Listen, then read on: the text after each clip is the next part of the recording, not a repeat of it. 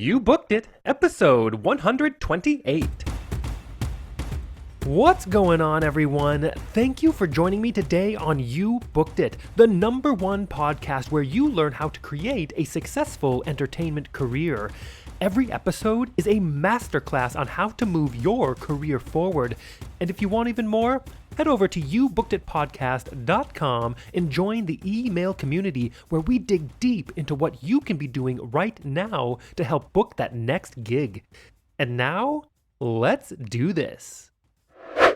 Okay, let's get started. I am excited to introduce my guest today, Bret Shuford. Are you ready for this, Bret? I am so ready. Thanks for having me. Absolutely. Thanks for being here. Bret is the founder of Broadway Life Entertainment, an entertainment lifestyle brand designed for theater lovers and professionals to live their best lives.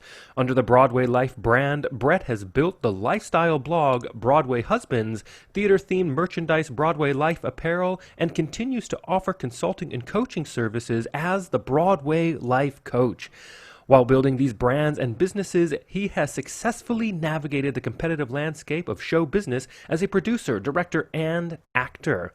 Through weekly YouTube videos, Instagram content, and supporting his community in the Secure Actor Project, Bret's mission is to change the industry so that fulfillment is the norm rather than the exception. Bret, that is a quick intro of who you are and what you've done, but why don't you tell us a little bit more about yourself? Fill in the gaps and a little bit more about what you do as a professional in the entertainment industry. Yeah, sure. I'm originally from Southeast Texas. I grew up with 3 brothers. I have a twin brother. I have 2 older brothers, one of whom is actually autistic. And so I grew up in a very close family, a family that always navigated. I like to tell this just because I think that I, very early on in my life, had an affinity for people. I just love human beings. I love getting to know people. I'm curious. I think that really is where a lot of my curiosity came in, is having had a twin brother, having had a brother with special needs. How can I help? How can I be of service? And I think that led me into loving theater because I loved the collaboration part of it. I loved moving an audience and telling a story. And I started doing theater very young in Texas, doing community theater. And then I went to school and went to college at University of Oklahoma for 2 years for musical theater. And then I ended up transferring to a liberal arts school in New York City called Wagner College, where I got my degree, and was working professionally all through college during the summers, got my equity card at Paper Mill Playhouse in New Jersey, and continued to pursue a career mostly in theater, musical theater, and making a living full-time really in New York. My first Broadway show was Chitty Chitty Bang Bang, and then I was in Beauty and the Beast. I was in the original cast of The Little Mermaid on Broadway. I was in the original cast of Amazing Grace on Broadway, and I was in the original cast of Cirque du Soleil's Paramour with a mutual friend of ours. And then I most recently joined the Broadway cast of Wicked. And that's really, during all of that, I've always been, like I said, curious. I've started and stopped several businesses as an entrepreneur, things that I felt passionate about that I could help people do. And then found myself coaching, and I love coaching. I became a certified life coach in 2014 and continued to offer private coaching and group coaching. And it's continued to be a very fulfilling, rewarding side hustle while I continue to pursue my craft. Oh, that is an amazing journey. Thank you for sharing all of that. What a great diversity of shows as well. Yeah, totally. Yeah, so cool. And let's move on to our first section here. And Bret, look, I am a sucker for a good quote. What is your favorite quote you'd like to share with everyone? Sure. I'm a huge Disney nerd, so I love Walt Disney's quote where he says, "All our dreams can come true if we have the courage to pursue them." Such a good quote. Can you expand on that a little bit? Yeah, early on in my life, really in college, I remember somebody saying to me, "You can really have anything you want. It's just sometimes you may have to work a little bit harder to get it." And I really see that word courage. And when Walt Disney says that, the courage to pursue them is really where this idea of action and taking action and pushing through your fear and pushing through your resistance, that takes courage. Being vulnerable, being willing to go to an audition and expose who you are, being willing to even put yourself out on social media, that requires a level of courage. And those are all things that I'm constantly challenging myself to push through so that I can continue to pursue my dreams. Oh, that's so good. And what I also find is, yeah, you're right. It is very difficult and takes courage to put yourself out there. And I like that you brought up social media, that yes, there's even a vulnerability in putting your work out into the world. Because as soon as it's there to be criticized as well. And it will get criticized. And that's the inevitability of it. But doing it is how we move forward. But also, I find that it really becomes a habit and a muscle that you train, that the more you do the thing, the easier it is, right? To go into those rooms and bare your soul, or to share your projects on social media and with the world. The more you just keep pushing things out there and putting it out there, the easier it also gets. I 100% agree. I think that, I think that I'm always seeking ways to push myself past my comfort zone. And I always say, if you're not uncomfortable, you're not growing. Now, that doesn't mean pain. You don't have to be in pain, but exactly right. you want to push yourself past that comfort zone. That requires courage. And that's in order to grow. And the thing in this industry is no matter who you are, no matter what level you get to in this industry, you're always going to have to keep hustling. You're always going to have to keep going for that next thing. And that requires that you continue to grow. And so it does get easier because the more you put yourself, gosh, I've been an understudy and I've been a swing, and the fear and the anxiety that comes from going on last minute for a role, like the more you do that, the less fearful and the less anxiety it produces, because with repetition is the mother of skill. So the more you do it, the better you get at it. Yeah, absolutely. And swinging is no joke, hey? Mm-mm. No. I've done a lot of swinging as well. And what I find, or what I found eventually, it wasn't like this at the beginning for sure, is that I almost stopped even caring really about what was in my head. And that's maybe the wrong word, but I really began to just trust my brain. Because I would go on stage and I'm like, I don't even know, like I'm 99.9% sure I know exactly what has to happen when I go out on stage, but it's almost, I had to give it up. Yeah. Otherwise I would be freaking out too much before every single performance. You just have to go, it's in there, let's go do it. And to really trust your body, trust your mind is a really cool but very weird place to be in as well. It is. And also, for anyone who's a people pleaser, you have to let go of what other people think. It's such a great training to move through whatever your stuff is, because you're never going to make everybody happy. As a swing, you can't, that's not the point. You're not going to, it's getting through the show and no one getting hurt, and making sure that the story gets told. And in the end, if you've done that, you've done a great job. Yeah, for sure. And let's move on to this next section here. And Bret, of course, you're an entertainer. I'm an entertainer, and I think that you'd agree. This industry can be one of the most subjective, brutally honest, personally emotional industries in existence. And you know as well as I that in order to have and create a successful career in this industry, like you're having now, takes a lot of dedication and hard work. And while, there's an outrageous amount of fun and excitement doing what we do, there are also our fair share of obstacles, challenges, and failures we are going to experience and we're going to have to move forward through. So tell us, what is one key challenge, obstacle, or failure you've experienced in your career, and how did you come out the other side better because of it? Oh, gosh.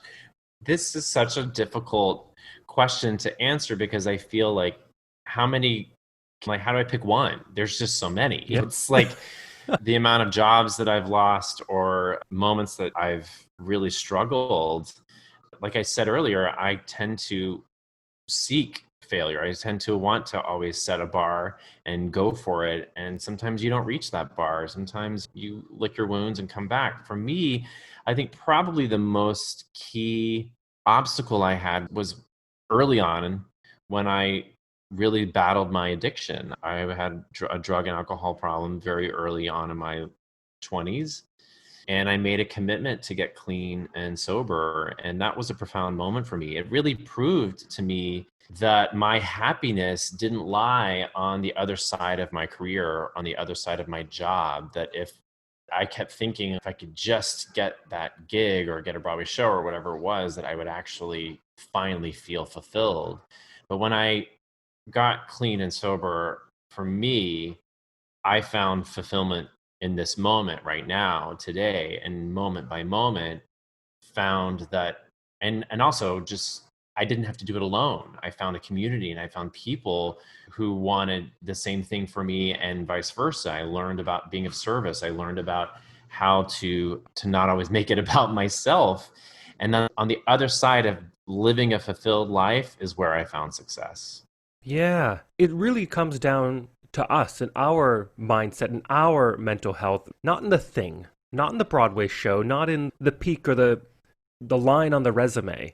That's not the Hmm. fulfillment. It's that journey leading up and how you experience that and how you internalize that is really the fulfillment. Yeah. Yeah. I often say to clients, while you're over there trying to book these jobs and obsessively, like I get clients that come to me and they say, "Hey, Brett, so I'm taking this workshop. I've done these auditions. I'm going to these things. I have these headshots. I have this resume. I'm taking this class. What else should I be doing?" And I immediately ask them, "When's the last time you went for a walk in the park? When's the last time you went to a museum? Be a human being, because that's what makes you an artist. That's what draws people to your craft." And I think it's so important that while you're pursuing this career, that you're also living your life at the same time, because you're going to miss out on that journey, like you said. Yeah, I 100% agree. Thank you for saying that. And I 100% can attest to that in the early stages of my career of just, I don't even know what you would call it, almost like an unhealthy laser focus, where it was, Hmm. yes, you need focus. This career takes a lot of dedication and you really do have to focus your energies, but I really wasn't enjoying the ride. I wasn't enjoying the moments of life. And there's whole spans of time where I know I did some really cool things, but I look back at them and I don't really feel like they were amazing things. I don't remember feeling like they were amazing things, but I knew I can experience them or reflect on them now and enjoy them. Yeah. Yeah, it's Yeah. so important that. So important. And let's move on to a time that I like to call your spotlight moment. That one moment in time you realized, yes, I am going to be an entertainer for a living. Or maybe it was, yes, this is what I need to be doing as an entertainer. Tell us about that. Oh man, I was a weird kid. All my brothers played sports, just like good Texas boys, and I loved musicals. And I didn't know that, I just thought they existed on screen. I didn't know you could do them in person. And when I was like 6, my mom took us to some sort of library children's fair. And there was this troupe of kids performing songs like "Don't Talk to Strangers," "Don't Do Drugs," and all these different things. And I just immediately wept. My mom thought I was stung by a bee. I was hysterical. She was like looking like all over to see what was going on. It was very Yeah. dramatic. And then she finally got me to calm down. And I said, "I want to do that."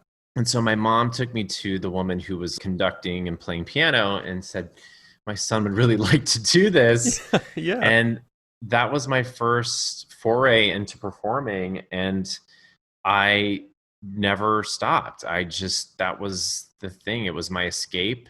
I think that professionally, I used it as an escape from most of my childhood, and was lucky that it motivated me enough to train and get really sharp skills as a singer and a dancer and an actor.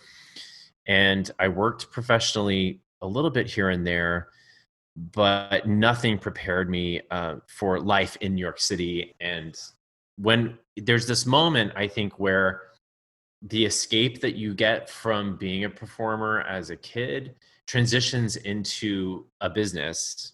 And it's a difficult transition, because it no longer provides the escape anymore. It now provides the income. Yeah. And I think that some people no one trains you for that, right? No one really teaches you how to, in college even, how to transition from the escapism that it provides when you're young to actually approaching it as a business. That took me a long time to figure out. Yeah, absolutely. I think the financial aspect of, or the business side, I should say, of this business is so integral, especially if you want to have any sort of longevity in this career. But Hmm. no one talks about it. And it's Yeah. crazy because, as subjective as our industry is, the financial world and the business world really isn't all that subjective. It's pretty Right. much in stone. So it's not like it's a curriculum that you can't teach. And it's something that is so important. I agree. It's so important, but I think there's a misalignment that happens because there's art, especially if you want to work at a high level like Broadway or work in Hollywood. There's some artists that have such a resentment to commerce, and they see that as antithetical to creation. Right. And until you can actually find out how to merge those two things, or at least find a way to align your values, especially on Broadway with commerce, you're going to always feel like you're going against the grain. It's going to always financially feel like a struggle. And I think that's something that I learned. I had to go, okay, they're just trying to sell tickets. Like, and it's a commercial industry. And so how do I help them do that, as opposed to how do I make myself seem more valuable? I don't know if that makes any sense, but Yeah, I think it's I, a really good switch in the mind. yeah, Yeah, absolutely. It all goes back to service because you're bringing something to the table. You're a very important piece of the puzzle, and that's why they hired you, is to be hmm that creative person, to offer your skills and to share your skills. Live in that. yeah, 100%. Great. Let's piggyback on that real quick and talk Sure. about your number one booked it moment. Walk us through that day, the auditions and callbacks, if they happen to be a part of it. What was going on in your life, and what about that moment makes it your favorite booked it moment? Booked it. I love it. 2013 was a rough year. Lucky number 13. Hmm. In 2012, I had made a real commitment to pursue more television and film work. I had done the Radio City Christmas show the season before, and I'd saved up all this money, and I was like, okay, I'm going to really invest in networking and taking class and getting a reel and getting some on camera work, and really devoted my time. And in doing so, I had turned down regional theater gigs and possible income, and was willing to risk it because I had saved up some money. And some other events had happened that year, and it was really rough. And so at one point I was working like 6 jobs as a site. Gee. I was a tour guide. So I was working for 6 different companies as a sightseeing tour guide all over New York City, even in the winter, like 3 degrees, giving people a tour. And this is after four Broadway shows, I think, at that point. I just was getting really discouraged. And my husband was in a show at the time. I think he was was he in Billy Elliot at the time? He was making pretty good money. And I just had said something to a friend of mine who worked she was an associate or an assistant to Martin Scorsese.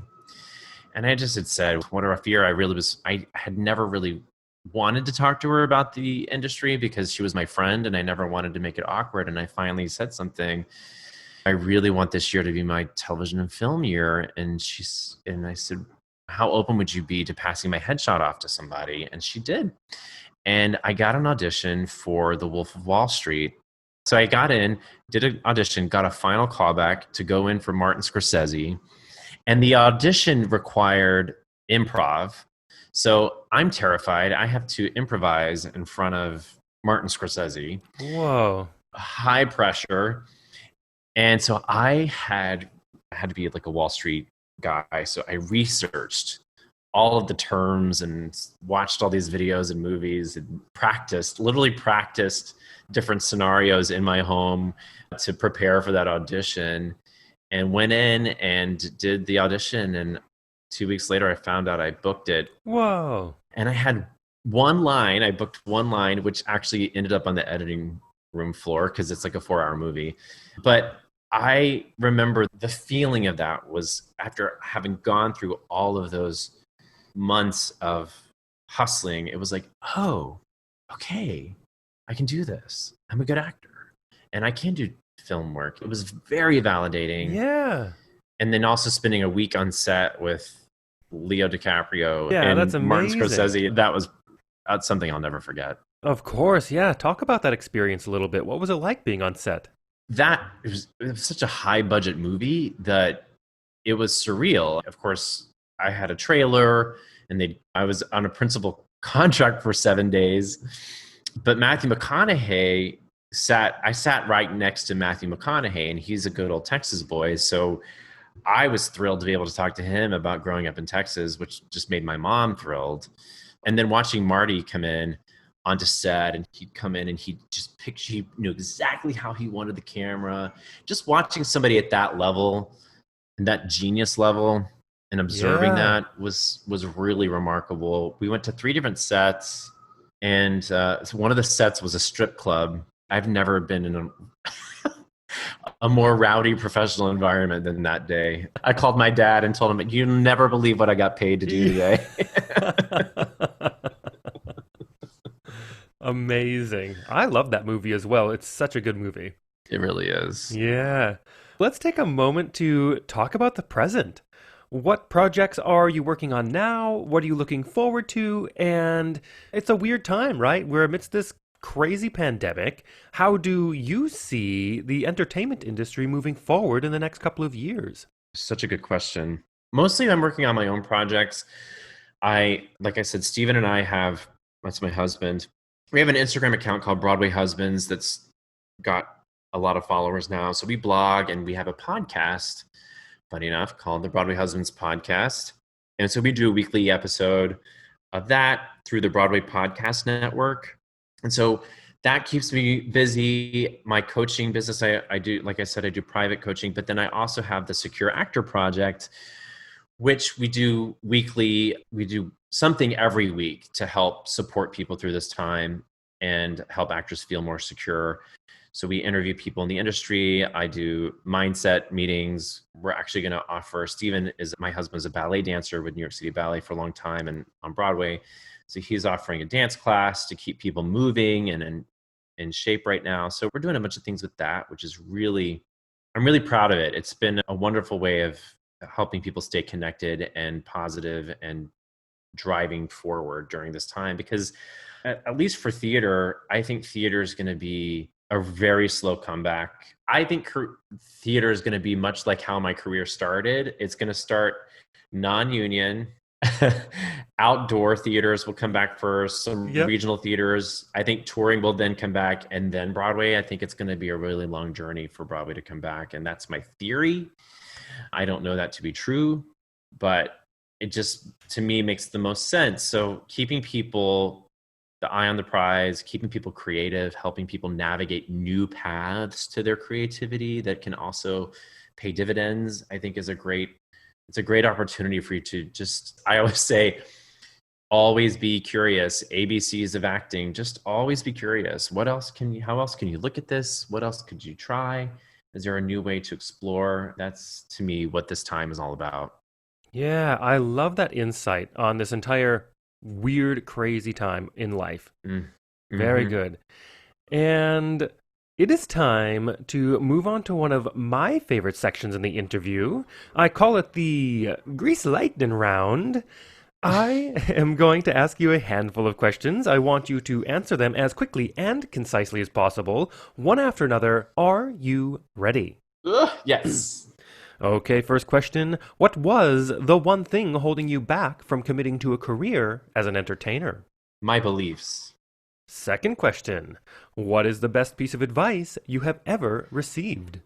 I already said it, but I'm going to say it again. You can have anything you want. You may just have to work harder to get it. Third question. What is something that is working for you right now? Or, if you'd like to go pre-COVID, what was working for you before our industry went on pause? Staying consistent on social media and being of service. Great. Mhm. And the fourth question, what is your best resource? Whether that is a book, a movie, maybe a YouTube video or a podcast or a piece of technology that you found is helping your career right now. The Secure Actor Project. Yes. Fifth question. If you had to start your career from scratch, but you still had all the knowledge and experience you've collected from your career in this industry, what would you do or not do? Would you do anything differently or would you keep it the same?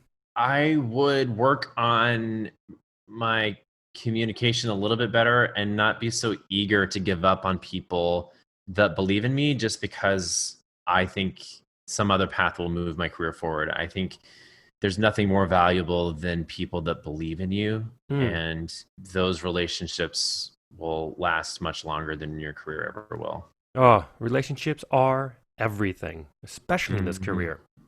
100%. And the last question, what is the golden nugget knowledge drop you've learned from your successful career in this industry you'd like to leave with everyone? I would say bridging the gap between vulnerability and credibility and being able to merge those, even with strangers, is what I think gives you longevity in this career. It's what Hmm. allows people to connect to you. Oh, that's such unique insight, and I really like that.